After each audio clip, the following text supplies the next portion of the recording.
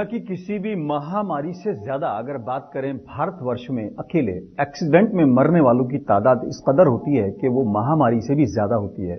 एक अंदाजे के मुताबिक हर साल लगभग 1.5 लाख लोग सड़क हादसों में मारे जाते हैं, सड़क पर होने वाले एक्सीडेंट्स में मारे जाते हैं। और एक दिलचस्प बात और यह है कि पूरे देश में ट्रैफिक को लेकर कानून लगभग एक है, सीट बेल्ट को लेकर हो या फिर हेलमेट को लेकर। लेकिन जब दिल्ली में ड्राइवर एंट्री करता है तो वो सीट बेल्ट भी बांध लेता है और हेलमेट भी लगा लेता है, और इसका उल्टा भी होता है। जब वो दिल्ली से बाहर जाता है, यूपी हो चाहे हरियाणा, वो हेलमेट उतार भी देता है और सीट बेल्ट को खोल भी देता है। और इसका कमाल या इसका श्रेय अगर जाता है तो दिल्ली की ट्रैफिक पुलिस को जाता है। उसी ट्रैफिक पुलिस के जॉइंट सीपी श्री आलोक कुमार जी हमारे साथ इस टाइम मौजूद हैं और खास मुलाकात में आज हम मुलाकात करेंगे श्री आलोक कुमार जी से। बहुत बहुत स्वागत है आलोक जी आपका हमारे खास मुलाकात में। आपका बहुत बहुत स्वागत है आलोक जी। ऐसी क्या आपने टेक्निक अपनाई कि यूपी से आने वाला आदमी भले ही वहां पर बिना हेलमेट के वाहन चलाए, बिना सीट बेल्ट के चलाए, लेकिन दिल्ली में जब एंटर होता है तो ऑटोमेटिकली वो हेलमेट भी लगा लेता है, सीट बेल्ट भी मान लेता है। दिल्ली ट्रैफिक पुलिस ऐसे बिहेवियर को टारगेट करती है प्रोसिक्यूशन के लिए, चालान के लिए, जिससे एक्सीडेंट होने का खतरा होता है या एक्सीडेंट होने की स्थिति में फैटेलिटी की संभावना बढ़ जाती है। तो जैसे आपने बताया कि अगर आप बिना हेलमेट के जा रहे हैं और एक्सीडेंट हो जाए तो उसमें डेफिनेटली हेड इंजरी आने की संभावना होती है, जो कि बहुत घातक हो सकती है।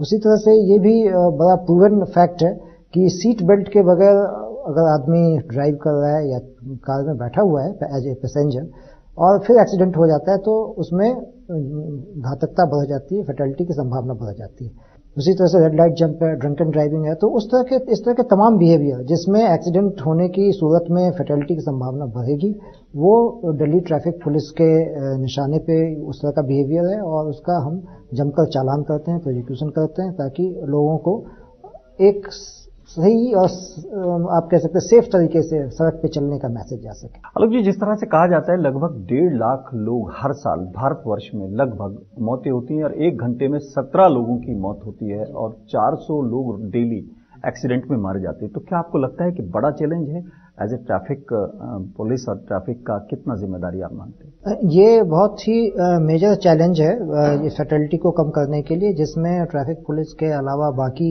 एजेंसीज भी इन्वॉल्व है। जैसे एक स्टेट रोड सेफ्टी काउंसिल अब हर एक राज्य में बनाई गई है, जिसका काम है कि इंटर एजेंसी कोऑर्डिनेशन इंश्योर करना।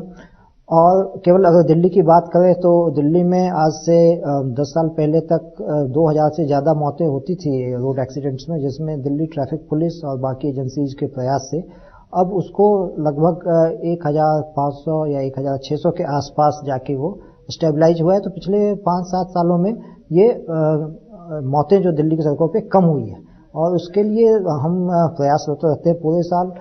हमारे पास एक एक्सीडेंट रिसर्च सेल है दिल्ली ट्रैफिक पुलिस का, जो कि पूरे साल के एक्सीडेंट्स का एनालिसिस करता है, उसकी व्याख्या करता है अलग अलग तरीके से, जिससे हमें ये पता चलता है कि वो कौन से स्ट्रेचेज हैं रोड के जिस पे ज़्यादा एक्सीडेंट्स होते हैं, वो कौन से व्हीकल्स हैं जिनकी वजह से ज़्यादा एक्सीडेंट्स होते हैं, वो कौन से लोग हैं जो विक्टिम होते हैं, दुर्घटना के शिकार ज़्यादा होते हैं, और किस आवर में ये एक्सीडेंट्स होते हैं। ये तमाम तरह की जो है विश्लेषण करके और उसके बाद एक एक्सीडेंट सेल की तरफ से एक्सीडेंट्स की बुक पब्लिश होती है एनालिसिस की, वो हर साल हम लोग पब्लिश करते हैं।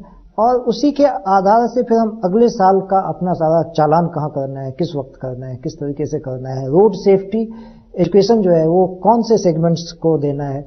तो ये तमाम हमारी स्ट्रेटजी उस व्याख्या के आधार पर आधारित होती है और जिसकी वजह से हम कोशिश करके ये कम कर रहे हैं। साथ में हम इंजीनियरिंग जो डिपार्टमेंट्स हैं, रोड इंजीनियरिंग के डिपार्टमेंट, पीडब्ल्यूडी है, एमसीडी की सड़कें हैं या नेशनल हाईवे अथॉरिटी की सड़कें हैं, तो इन सब के साथ भी कंटिन्यूअस एक कोऑर्डिनेशन हमारा होता है, जिसमें तरह तरीके से एक्सीडेंट को कम करने की हम कोशिश करते हैं। तो सर एक सवाल बनता है, हालांकि आपने बहुत विस्तार से चीजें बताई हैं, लेकिन एक सवाल ये बनता है कि मैकेनिज्म क्या है आपका, किस तरह से आप टारगेट करते हैं? एक तो ये है कि लोगों को अवेयरनेस होनी बहुत जरूरी है, लेकिन ट्रैफिक पुलिस किस तरह से उसको कैटेगराइज करता है कि कितने लोग कहाँ डिप्लॉय होंगे, नंबर ऑफ आपके पास पुलिस आर्म्स पीपल कितने हैं, आप किस तरह से डिस्ट्रीब्यूट करते हैं, थोड़ा सा लोगों को समझ में आए। देखिए, दिल्ली ट्रैफिक पुलिस के सामने असीम चुनौतियां हैं। अगर मैं कहूँ कि एज ए ट्रैफिक मैनेजर, अब मैं 3.5 महीने से हूँ दिल्ली ट्रैफिक पुलिस में, तो चुनौतियां बहुत ज़्यादा हैं। चुनौतियां ये है कि वाहनों की संख्या बहुत है, तादाद बहुत है।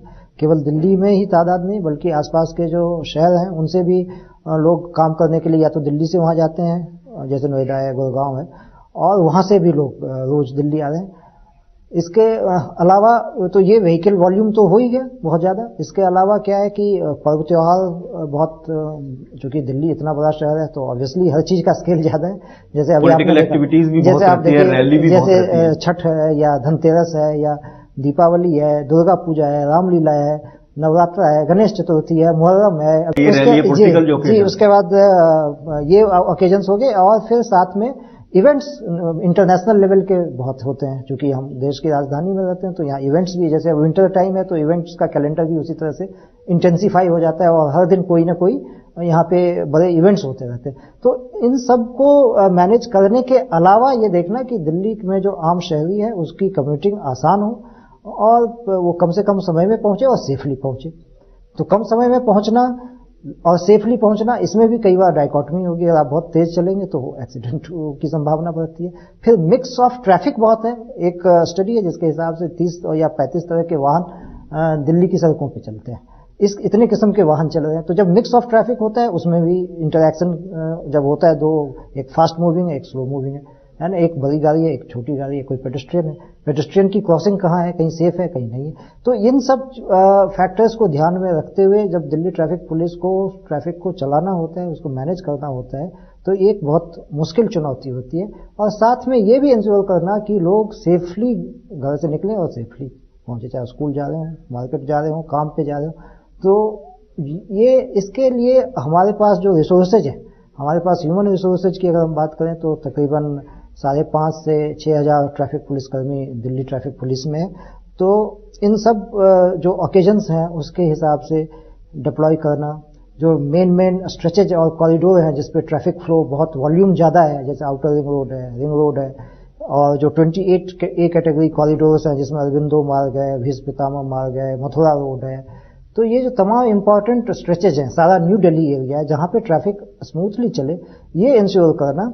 और साथ में ये देखना कि यहाँ पे जो पेडेस्ट्रियन है, साइकिलिस्ट हैं, मोटरसाइकिलिस्ट हैं, उनको भी कोई वो ना हो। क्योंकि जो यहाँ पे एक्सीडेंट विक्टिम्स हैं, पेडेस्ट्रियन के लिए तो आपने जगह नहीं छोड़ी, कहीं कोई जो एक्सीडेंट विक्टिम्स हैं उसमें ज्यादातर होते हैं पेडेस्ट्रियन, साइकिलिस्ट और मोटरसाइकिल वाले। कुल मिला के 85 से 90% विक्टिम्स ये है। तो ये भी हम, जैसा मैंने आपको बताया कि इंजीनियरिंग विंग जो है सरकार के, जो रोड इंजीनियरिंग में है, उनके साथ कंटिन्यूस हमारा इंटरैक्शन होता है। डीसीपी लेवल पे मैं भी मीटिंग करता हूँ, हमारे स्पेशल सीपी भी मीटिंग करते हैं। तो उसमें हम स्पीड कामिंग मेजर्स सजेस्ट करते हैं। जहाँ पे हमें लगता है कि बहुत हाई स्पीड कॉरिडोर में कहीं पे स्पीड को स्लो करना है ताकि एक्सीडेंट्स कम हो, तो वहाँ पे हम वो मेजर सजेस्ट करते हैं। जैसे इसी साल करीब हमने 300 ऐसे speed Kameng measures engineering department को सजेस्ट किए हैं जिससे स्पीड कम हो, एक्सीडेंट कम हो। सर, जिस तरीके से, बिल्कुल हटके सवाल है, जिस तरीके से आपका डिपार्टमेंट बहुत एक्टिव माना जाता है, लेकिन अगर बात करें डिपार्टमेंट की तो ऐसा लगता है इनएक्टिव हो जाता है। आपके डिपार्टमेंट के लोगों का इधर आने में चार्म होता है या वो किसी और डिपार्टमेंट में जाने के, या बिल्कुल इंटर ट्रांसफरेबल है ये? नहीं, ये बहुत लोगों को शायद ये गलत फहमी है कि ट्रैफिक पुलिस अलग है। हाँ, जो दिल्ली पुलिस है और ट्रैफिक पुलिस है वो अलग, ऐसा नहीं है। ये जो ट्रैफिक पुलिस में लोग हैं ये दिल्ली पुलिस के ही मेंबर हैं।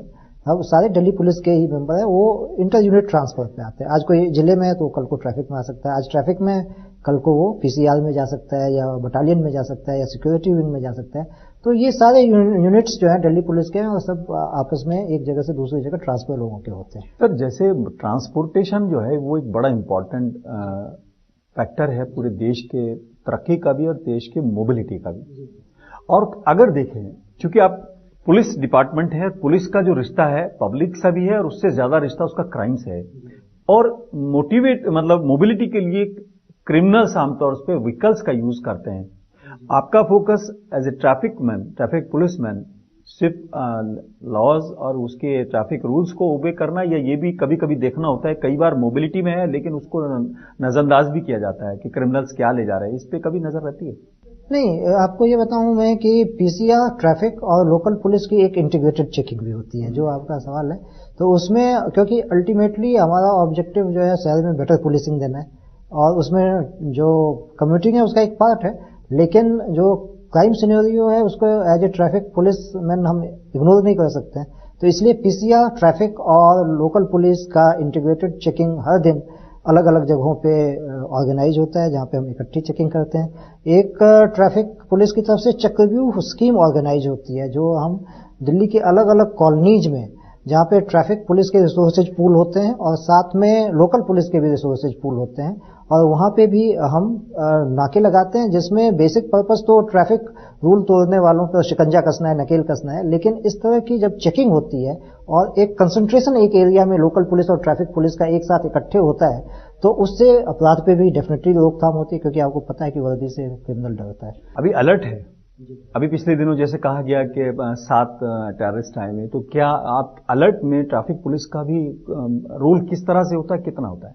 इसमें सीधे तरीके पे से हम अगर बात करें तो ये लोकल पुलिस और पीसीआर इनकी ज़्यादा इनको इस बारे में ब्रीफिंग दी जाती है, लेकिन चूंकि हमारे बहुत सारे रिसोर्सेज हैं ग्राउंड के ऊपर, तो जब भी कोई इस तरह की चीज होती है तो सब लोगों को हम आगाह भी करते हैं, सेंसिटाइज भी करते हैं, और जो मैसेजेज या जो इन्फॉर्मेशन पास करनी होती है इसके बारे में, वो हम ट्रैफिक पुलिस वालों को भी उस तरह से ब्रीफ करते हैं। सर, कई बार ये शिकायत रहती है कि ओवरलोडेड ट्रक जो जा रहा है तो उसको आप ओवरलोडेड में चालान करते हैं, लेकिन ये नहीं देखते उसमें है क्या।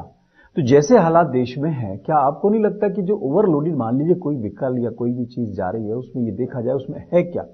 क्या आप ये सजेस्ट करेंगे अपने डिपार्टमेंट को कि इस पे भी नजर रखी जाए?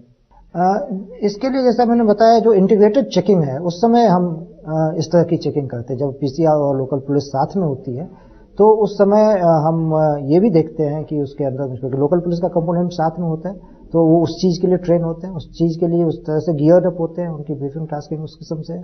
तो डेफिनेटली इंटीग्रेटेड चेकिंग इसी मकसद से किया गया है कि जो शहर में किसी किस्म की क्रिमिनल एक्टिविटी है उसको रोका जाए।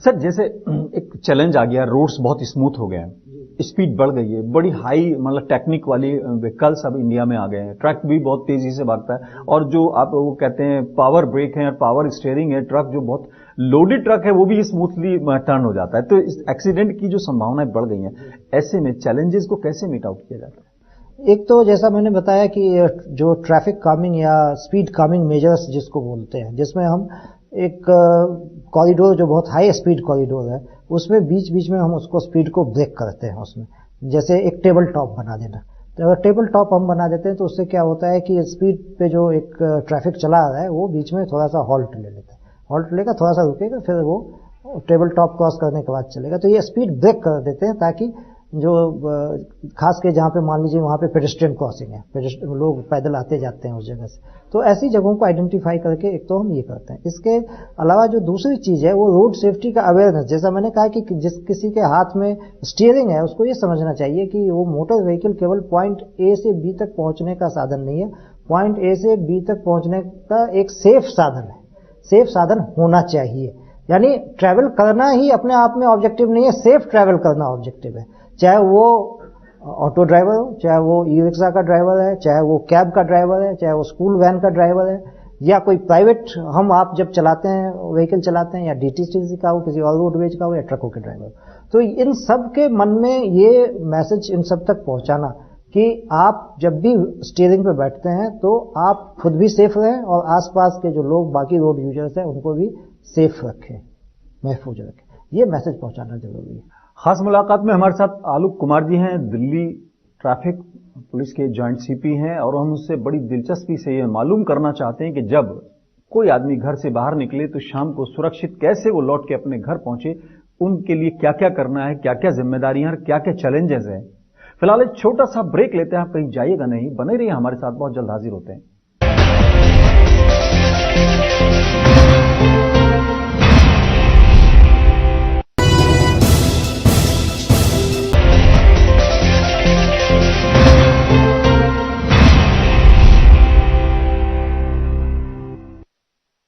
Welcome back. खास प्रोग्राम खास मुलाकात में एक बार फिर आपका स्वागत है। हमारे साथ मौजूद हैं दिल्ली ट्रैफिक पुलिस के जॉइंट सीपी आलोक कुमार जी, और हम उनसे जानकारी ये ले रहे हैं कि ट्रैफिक बढ़ रहा है, स्पीड बढ़ रही है, सड़कों की स्मूथनेस बढ़ रही है और कहीं ना कहीं लापरवाही भी बढ़ रही है और जिंदगी कहीं ना कहीं स्टेक पर रहती है। कैसे कंट्रोल करेंगे? हालांकि बड़ी दिलचस्प और बड़ी एक खूबसूरत बात उन्होंने कही है कि वाहन जो है वो आपका ए से बी पॉइंट तक जाने का साधन है, लेकिन इसको आप सेफ साधन बनाइए, ये जरूरी है। आलोक जी के एक बार फिर आपका स्वागत है। और जो आपने बात कही है, तो लोग तो अवेयर हो ही, लेकिन डंडा आपके हाथ में है, तो क्या पुलिस डंडे वाली ही रहेगी या उसका कुछ रूप भी बदला? जैसे आप अक्सर अभी मैंने खुद देखा कि सोशल मीडिया पे आप एक्टिव हैं, हम कुछ भी मैसेज डालते हैं, रेस्पॉन्ड किया जाता है, तो डंडे वाली पुलिस को आप सोशल मीडिया वाली कैसे बना रहे हैं? देखिए, इसमें क्या है कि कानून का भय तो लोगों में होना चाहिए, लेकिन कानून के भय से भी ज़्यादा जरूरी और सफल हम तब होंगे जब लोग खुद ही समझ जाएंगे कि हमें कैसे व्यवहार करना है एक बार हम जब रोड पे आते हैं तो। क्योंकि रोड की एक अपनी भाषा होती है, अपनी जुबान होती है ना, और उस जुबान को समझना जरूरी है। तो जैसे हम आपसे अभी बात कर रहे हैं, क्योंकि हम एक दूसरे की जुबान को समझ रहे हैं, तो बहुत आसानी से कम्युनिकेट हो रहा है और हम इस सेशन को एंजॉय कर रहे हैं। उसी तरह से अगर आप रोड पे रोड की भाषा में बात करेंगे तो आप उस ड्राइव को एंजॉय कर पाएंगे। आज इसलिए कहते सावधानी हटी दुर्घटना घटी, क्योंकि कहीं ना कहीं आपने उस जुबान को, उस भाषा को समझा नहीं या उसको आपने इग्नोर किया और इस वजह से ये दुर्घटनाएं घटती। तो इसके लिए लोगों को समझाना, बताना कि आप रोड पे जाए तो रोड के जो कानून है वही उसकी भाषा है, उसका पालन करें और उसके हिसाब से चलें। तो यहाँ पे रोड सेफ्टी अवेयरनेस की बात आ जाती है, जिसके जो एक बहुत ही बड़ा कैंपेन दिल्ली ट्रैफिक पुलिस अलग अलग प्लेटफॉर्म्स पे चलाती है रोड सेफ्टी के लिए, और उसमें सोशल मीडिया प्लेटफॉर्म का भी हम इस्तेमाल करते हैं। रोड सेफ्टी की केवल अगर हम बात करें तो आप देखेंगे कि स्कूल्स के अंदर 1500 स्कूल्स के अंदर हमारा एक मेगा रोड सेफ्टी कैंपेन चल रहा है। सितंबर में लॉन्च हुआ, फरवरी में खत्म होगा और उसमें 15 लाख बच्चे 1500 स्कूल के पार्टिसिपेट कर रहे हैं।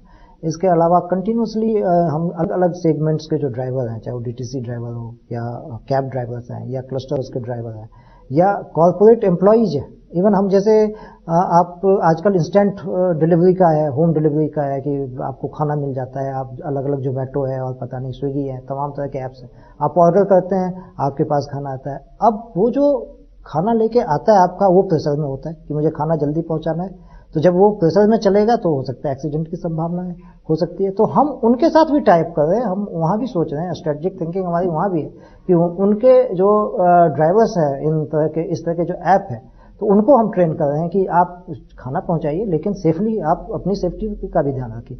तो इस तरीके से अलग अलग जगहों पे हम ये कैंपेन करते हैं। फिर हमारे दिमाग में आया कि आज का जो है वो सबसे ज्यादा बड़ा माध्यम बन गया है लोगों का आपस में संवाद करने का, तो हम क्यों ना अपना जो मैसेज है वो लोगों तक सोशल मीडिया के जरिए पहुंचाए। तो हमारा जो ट्विटर अकाउंट है उस पर हमारे पास 10 लाख से ज्यादा फॉलोअर है। जो फेसबुक है उस पर हमारे पास 2,65,000 फॉलोअर हैं। तो वहां पे भी हम रोड सेफ्टी के मैसेजेस कंटिन्यूसली लोगों में डालते हैं कि आप, जैसे अभी फॉग का समय शुरू होने वाला, विंटर का मौसम आ गया, फॉग होगा, फॉग में एक्सीडेंट्स बढ़ते हैं, लेकिन फॉग में अगर आप कुछ सावधानियों को बरतेंगे तो एक्सीडेंट की संभावना कम हो जाती है। और इसलिए हमने ऑलरेडी इसका कैंपेन स्टार्ट कर दिया है, जिसमें फेसबुक और ट्विटर पे 20 ऐसी सावधानियां हैं जिसको आप पालन करेंगे तो फॉग में एक्सीडेंट से बच पाएंगे। सर, एक कई बार आरोप लगता है कि दिल्ली, हालांकि ट्रैफिक पुलिस पूरे देश की बड़ी बदनाम है, लेकिन दिल्ली ट्रैफिक पुलिस पे भी वो कहीं ना कहीं जो है दाग लगते हैं। आपको लगता है कि क्या कुछ सुधार हुआ है पिछले मुकाबले में और अब में छवि में? हम लोगों की पूरी कोशिश होती है कि लोगों के ऊपर क्लोज सुपरविजन हो, मॉनिटरिंग हो, ताकि किसी किस्म से उनका व्यवहार जो है गलत ना हो।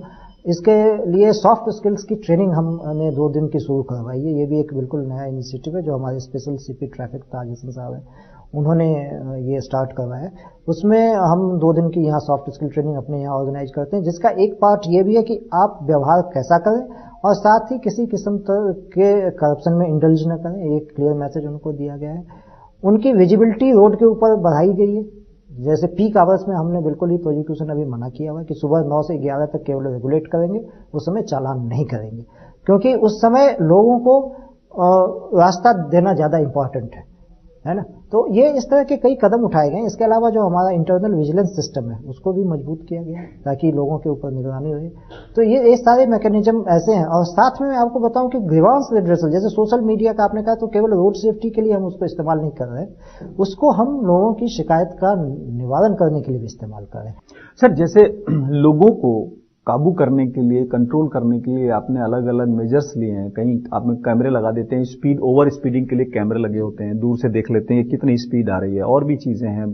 ट्रैफिक पुलिस वाले खुद छुप के कई बार देखते हैं कि अगर किसी ने रेड लाइट जंप किया है तो उसको एकदम सामने आके पकड़ लेते हैं। क्या आप ऐसा कोई मैकेनिज्म डेवलप कर रहे हैं जो आपके यहाँ करप्ट लोग हैं उनको पकड़ने का कुछ मैकेनिज्म? नहीं, वो हमारा इंटरनल विजिलेंस डिपार्टमेंट है जिसको जो लगातार उसमें एक एसीपी है और कई इंस्पेक्टर होते हैं और नीचे और स्टाफ होता है। वो सर्विलांस रखता है, वो फील्ड में जाता है, देखता है लोग क्या कर रहे हैं, और कहीं पे जब हमें कोई गलत चीज नजर निगाह में आती है फाइल पे उसको लेके फिर लोगों के खिलाफ शिकायत जो होती है उसके एक्शन होता है, डिपार्टमेंटल एक्शन होता है तमाम तरीके से, और वो काफी कारगर भी है।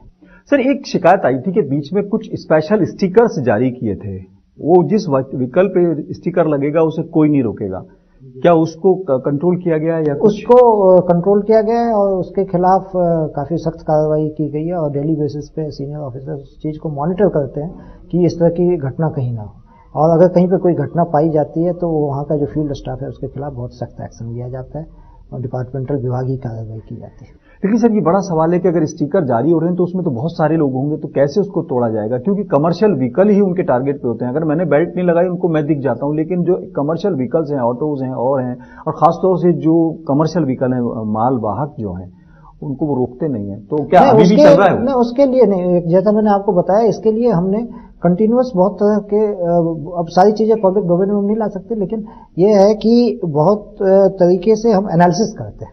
जो हमारा प्रोसिक्यूशन हो रहा है, जो चालान हो रहा है, वो कितने का चालान हो रहा है, किस व्हीकल का कितने का चालान हो रहा है, किस आवर में चालान हो रहा है, इस तरह की तमाम एनालिसिस के बाद हम डिपार्टमेंट में हिदायतें जारी करते हैं कि आप इस समय पे इस तरह का एक्शन नहीं लेंगे, और उससे इस पर रोकथाम आती है। तो मैं आपको बताना चाहूंगा, जो कमर्शियल व्हीकल्स का प्रोसिक्यूशन पहले पेटी प्रोसिक्यूशन था, उस पर बहुत रोकथाम लग गई है। तो अब जब भी प्रोसिक्यूशन होगा तो उसका परमिट वायलेशन है, इस सब तरह की चीजों का वायलेशन होगा जिसमें वाकई उसका चालान बनता है। तो इससे जो एक करप्ट प्रैक्टिसेज डिपार्टमेंट में होती है उस पर रोकथाम लगता है इस तरह की एनालिसिस करने से। आपको लगता है कि अगर करप्शन होगा तो जो सही प्रैक्टिस है उसमें दिक्कत आएगी, लोगों में विश्वास भी घटेगा? एक क्रेडिबिलिटी की बात होती है किसी भी संस्थान की। अगर हमारे बारे में परसेप्शन क्या है लोगों का, इससे हमारी क्रेडिबिलिटी तय होती है। तो ओवरऑल हमारा एफर्ट यही है कि नेगेटिव जो परसेप्शन अगर कोई है तो उसको पॉजिटिव परसेप्शन में बदला जाए।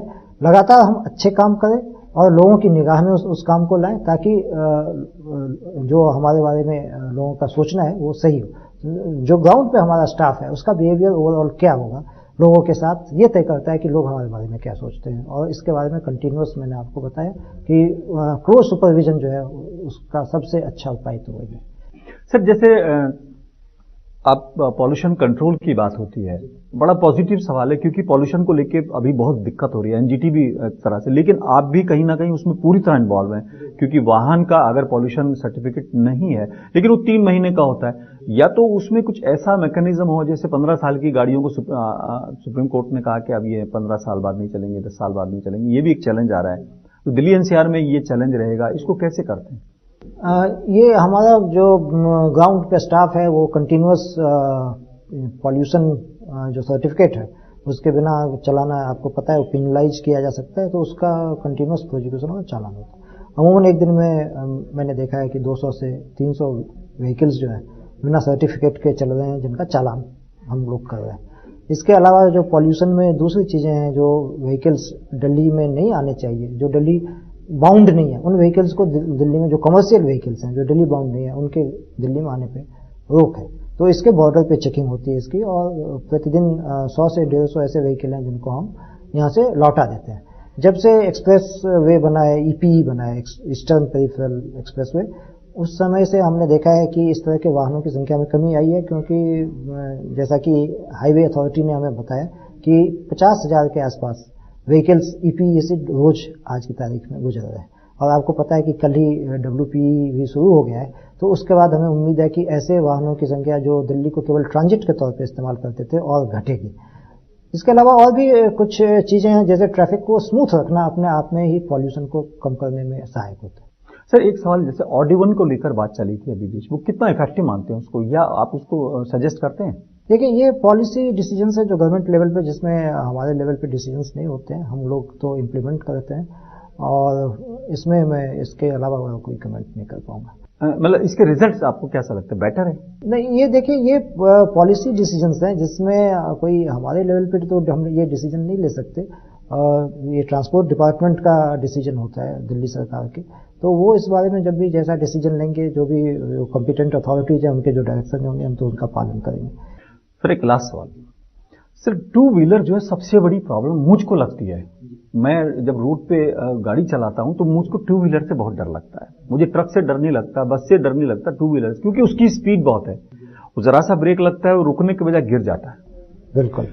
क्या कोई ऐसी पॉलिसी अडॉप्ट की जाएगी, इसको कंट्रोल किया जाए, क्योंकि इसे लंबे लंबी डिस्टेंस लोग कवर करते हैं, क्या इसको 1 या 2 डिस्ट्रिक्ट तक सीमित रखने की, या कुछ ऐसा दिल्ली पुलिस ने कोई ऐसी प्लानिंग की है कि खासतौर से टू व्हीलर्स जो है, और मरने वाले लोगों की भी तादाद शायद टू व्हीलर्स की ज्यादा होती है, ऐसा बताते हैं जी। इसके लिए कोई स्पेशल पॉलिसी? नहीं, इसके लिए क्या है कि जो टू व्हीलर्स के चालक ट्रैफिक रूल्स का जो भी उल्लंघन करते हैं, तो उनका चालान हम करते हैं, और चालान के बाद कई तो ऐसे चालान है जिसके बाद उनको यहाँ हमारे यहाँ आके क्लास भी अटेंड करनी पड़ती है। जैसे अगर वो रेड लाइट जंप कर रहे हैं, या ट्रिपल राइडिंग कर रहे हैं, या ओवर स्पीडिंग कर रहे हैं, तो ये सब वैसे हैं जिसमें आपको ट्रैफिक पुलिस के यहाँ हाजिरी देनी पड़ती है।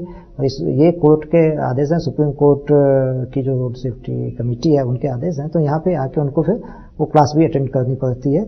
और टू व्हीलर्स के बहुत ज़्यादा प्रोसिक्यूशन है, विदाउट हेलमेट के तकरीबन 5000 प्रोसिक्यूशन डेली दिल्ली में। उसी तरह से ट्रिपल राइडिंग के करीब 1000 प्रोसिक्यूशन डेली दिल्ली के अंदर में है। और जो ओवर स्पीडिंग और ड्रंक एंड ड्राइविंग है, उसमें भी मैं आपको बताऊंगा कि टू व्हीलर्स का काफ़ी शेयर होता है। तो इसका मतलब ये है कि जो टू व्हीलर का गलत बिहेवियर है, वो टू व्हीलर वालों का जो उल्लंघन करने की जो एक टेंडेंसी जो भी हमारी निगाह में आती है, डेफिनेटली हम उसके ऊपर एक्शन लेते हैं। सर लास्ट सवाल हो गया था, लेकिन माफी के साथ एक सवाल मेरे मन में आ गया। सबसे बड़ी प्रॉब्लम शायद आपको अगर होती होगी तो वीआईपी कल्चर की होती, क्योंकि देश की राजधानी अगर है और उसमें वहां पर आप काम कर रहे हैं। एक जमाना वो भी था कि किरण बेदी जी का नाम हो गया था कि वो एक बहुत वीआईपी गाड़ी को खींच के ले गई थी। आपका क्या वो है, वीआईपी कल्चर से कैसे मीट आउट करेंगे? देखिए, यहाँ पे हम लोग तो कानून का पालन करते हैं। कानून में जो भी उल्लेख किया गया है उसका पालन करते हैं, और जो भी गलत तरीके से गाड़ियाँ, फॉर एग्जांपल सीपी है, लाजपत नगर है, करोल बाग है, इसमें हमारी ड्राइव चलती रहती है, तो हम कभी ना तो गाड़ी का नंबर देखते हैं उसमें, ये भी नहीं हमें पता होता कि किसकी है, वो तो टो करने के बाद ही पता चलता है। तो कानून सबके लिए बराबर, ये तो सबको हमको पता है। फोन आते हैं तो क्या कैसे करते हैं? नहीं, ऐसा कोई हमें तो लगता नहीं कि ऐसा कोई दबाव है। मैं तो 3.5 महीने में हमें तो कभी दबाव का अनुभव नहीं हुआ। तो अभी धीरे धीरे जो कानून का पालन करने की टेंडेंसी है वो समाज में बढ़ रही है, और ये अच्छा बदलाव भी। आप लास्ट में जैसे आपने कहा ना कि अगर कानून का उल्लंघन करेगा तो आप उसको क्लास भी देते, तो एक फिल्म आई थी वो दुश्मन, उसमें वो एक्सीडेंट कर देता है, फिर उसको वहां पे रिहेबिलिटेट करने के लिए उस परिवार को पालने की जिम्मेदारी दी जाती है, मतलब एक क्लास के तौर पर माननीय अदालत ने किया था। वो जमाना याद आ गया। बहुत बहुत शुक्रिया, आपने समय दिया, और कोशिश ये रही कि ट्रैफिक को लेकर जो आपने नॉर्म्स बनाए हैं और जो है वो ठीक रहें, लोग सुरक्षित चलें, सुरक्षित घर पहुंचे। आप अपनी कोशिश में कामयाब हो, हमारी दुआएं, शुभकामनाएं। बहुत बहुत शुक्रिया। हमारे साथ थे Alok Kumar ji, joint CP Delhi traffic police के, और हम उनसे ये जानने की कोशिश कर रहे थे, एक वाहन सिर्फ आपको डेस्टिनेशन तक ले जाने के लिए नहीं है, बल्कि सेफ ले जाने के लिए, ताकि आप शाम को अपने घर सुरक्षित पहुंचे, अपने बच्चों में पहुंचे, अपने परिवार के साथ पहुंचे, और जो आपका सफर है वो खुशगवार हो। खास मुलाकात में आज इतना ही। अपने मेजबान आजाद खालिद को इजाजत दें।